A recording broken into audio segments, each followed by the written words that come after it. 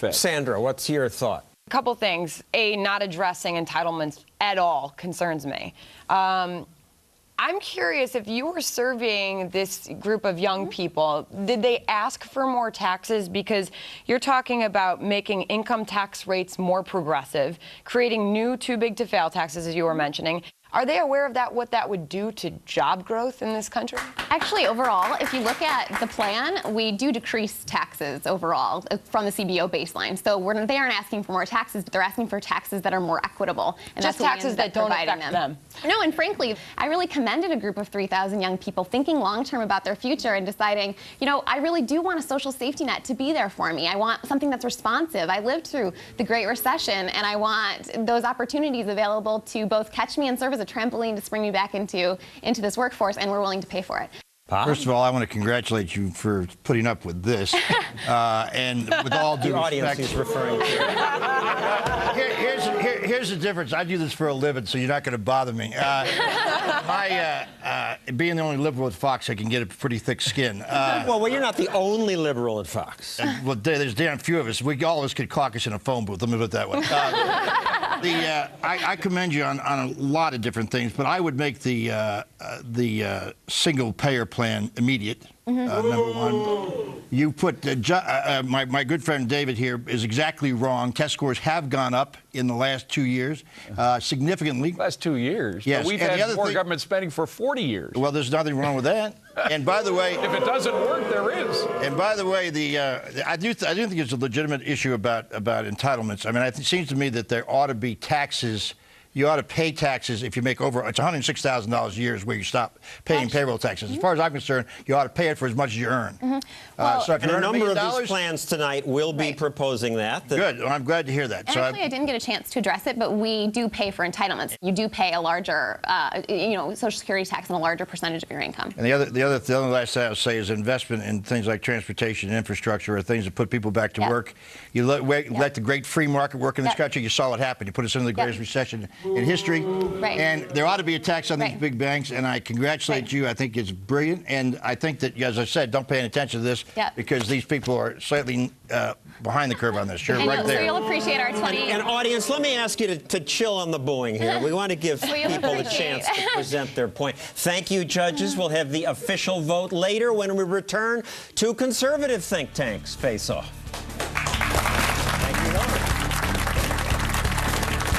Our next contestants in the battle of the budgets are two big conservative think tanks, the Heritage Foundation and the American Enterprise Institute. They also were given $200,000 each to come up with a better budget.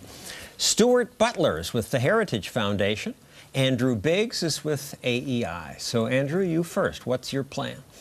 Well, when you've got an aging population, when you have baby boomers retiring, people living longer, It is annoying. We all want to live longer. Strangely, yes. But you need smaller populations of workers need to be able to support larger populations of retirees. To do that, you want the economy to be strong. You want people to save more, work more, retire later. The basic framework I see is if you fix our entitlement and our budget problems by raising taxes, people are going to do the exact opposite. They're going to work less, they're going to save less, they're going to retire earlier.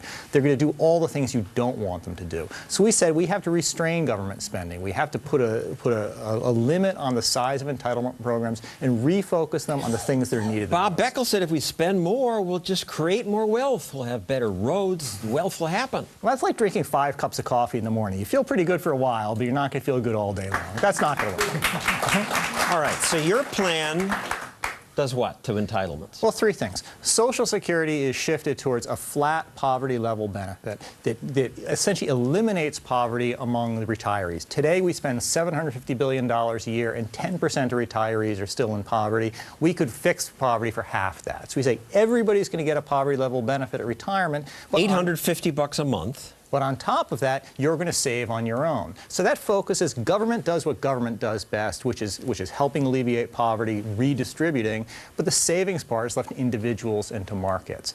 Medicare and Medicaid need to be fixed American healthcare is like an all-you-can-eat restaurant. It costs a ton to get in the door, but once you're there, you can get more and more and more, and nobody cares what it costs. So we need to refocus these programs with more cost consciousness.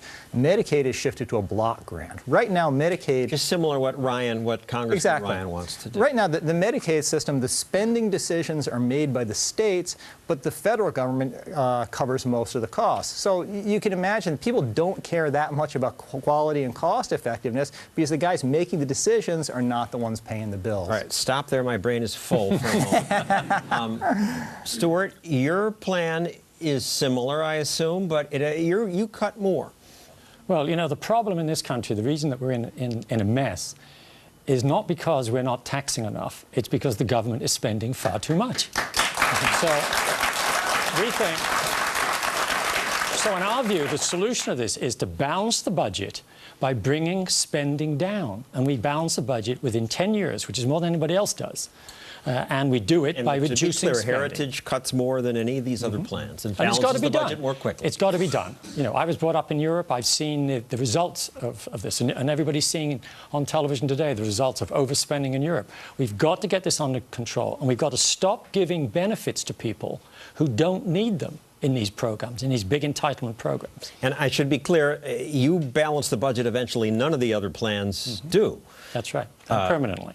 You means test entitlements. Yeah, they're already means tested to some degree. And Paul Ryan also, he leaves me in the program. He has a 10-year... Yeah, but you're part of the problem, you see, because if you get benefits, then we can't afford them for everybody else.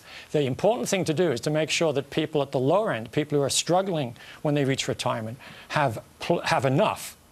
And then say, if you don't really need these, you know, debt-financed benefits because you're a multimillionaire, then you start ratcheting back on those benefits. That's how you get spending down. That's how you get a balance. But when anybody talks about Medicare cuts, the public seems to get angry. Yeah, I understand.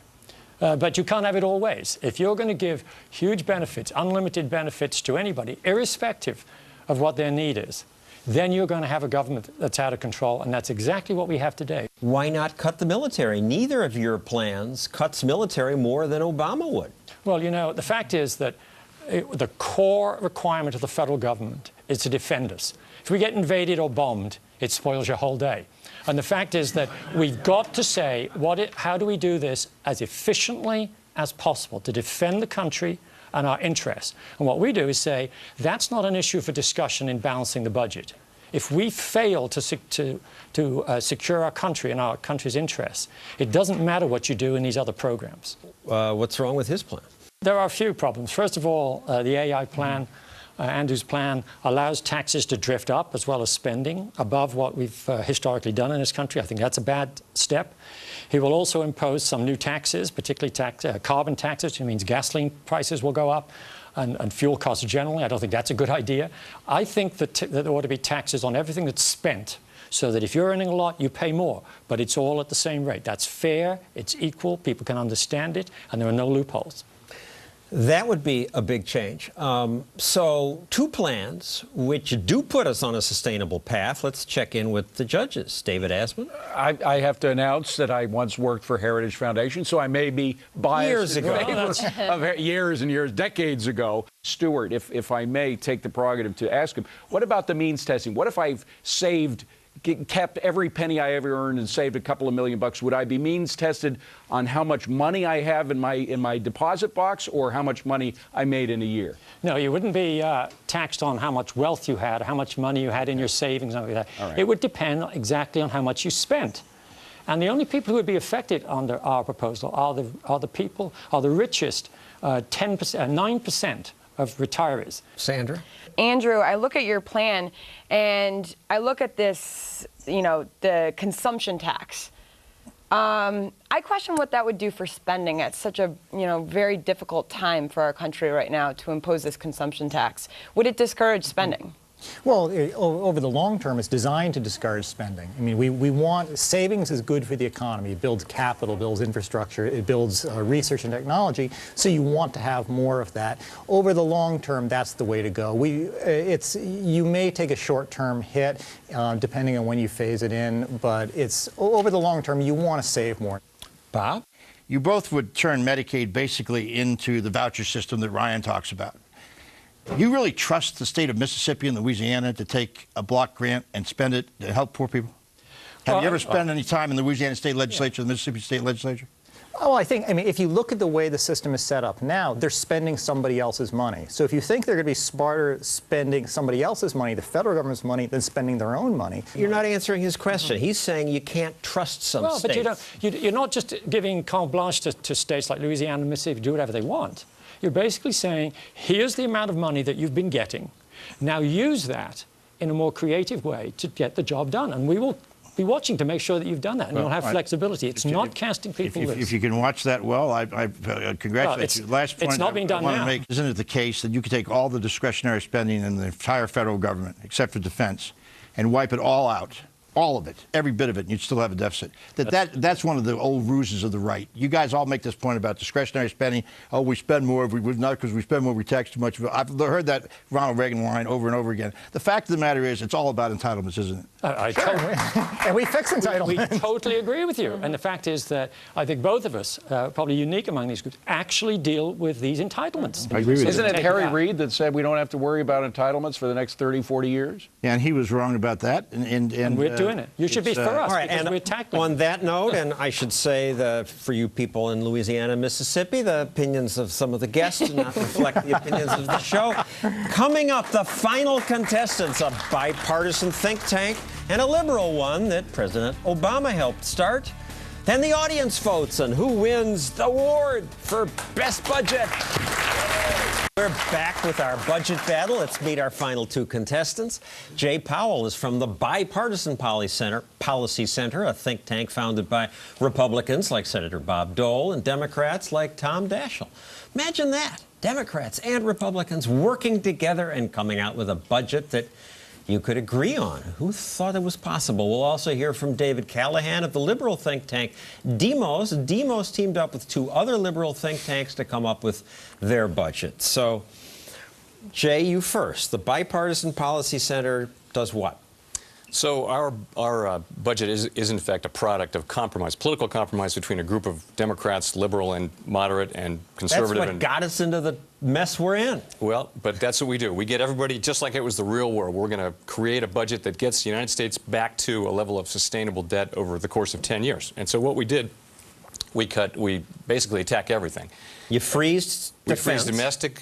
We cut $5 trillion in budget in deficit reduction, of which $2 trillion is from discretionary spending, $1 trillion in defense, and $1 trillion in domestic non-defense discretionary, and roughly $1 trillion by cutting entitlements.